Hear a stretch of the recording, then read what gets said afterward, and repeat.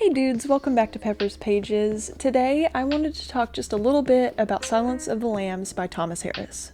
If you aren't familiar with this, it follows Clarice Starling, who is a trainee with the FBI who is sent on a wild manhunt for Buffalo Bill, who is the current serial killer in this novel.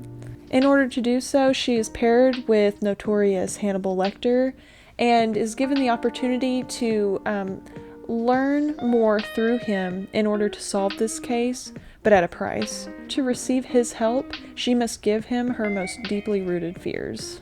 This is the second novel in the Hannibal Lecter series, the first being Red Dragon, which was released in 1981. This was released in 1988, followed by Hannibal in 1999 and Hannibal Rising in 2006. All of these have film adaptations. Red Dragon is the only one that has two film adaptations. The first one is Mindhunter, which was released in 1986, and the second was released in 2002.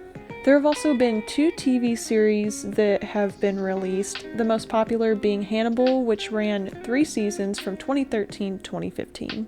Clarice, which I assume follows more of this book, was released in 2021 and only got 1 season and does not seem to have very good reviews at all. Out of these adaptations, I believe that this one is my absolute favorite.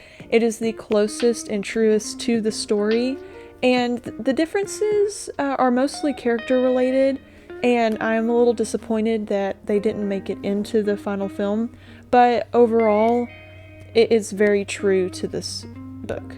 Another quick fun fact is that in 2005, a parody musical was created called Silence the Musical that was performed several times on Off-Broadway.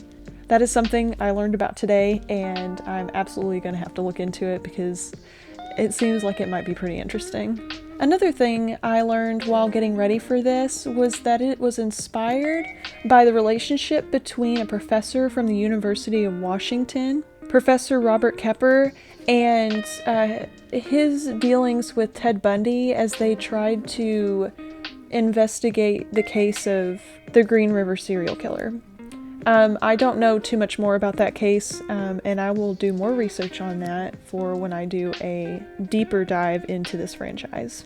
A few things I really love about this book and the story as a whole is really how strong Clarice comes across. Some of the differences between her in the book and the film mostly revolves around her struggle to prove herself to her peers in the department. I really do love how in the book Crawford does everything he can to help her solve this case, even though she's pretty much on her own. He stands strong despite the personal things going on in his life, and that is more conveyed in the book than it was in the film. And I understand why it's not in the film itself, but I really wish it had been included. Hannibal Lecter's character is also a little bit different. In the film, he is very charming. His character as a whole is very vile, but in the book it comes across more so. He is very mean to Clarice, whereas in the movie, Anthony Hopkins' portrayal is more trying to push her towards what she needs to find out, and he's drawing her knowledge from her instead of calling her stupid like he does in the book. Buffalo Bill, or Jamie Gumb, has a more fleshed out motive in the book than he does in the film. In the film, he is after any female he comes across that he can take over easily, whereas in the book, his whole intention is to build the ideal image of his late mother.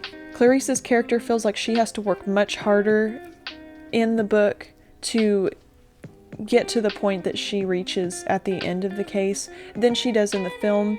It seems like she kind of gets lucky a lot in the film, and that's just fine. I mean, there's absolutely nothing wrong with that because it moves the plot line along. But it does add to the tension in the story, having to watch her kind of flounder a little bit and just struggle along the way while this man is running around harming people. If you've seen the film and you enjoyed it, I highly suggest you read this book. There are a lot of similarities, so it's going to feel like you're reading it straight out of the film, but there are enough differences in it for the characters that I think you might like this just a little bit more. Thanks. Kind of lost my train of thought.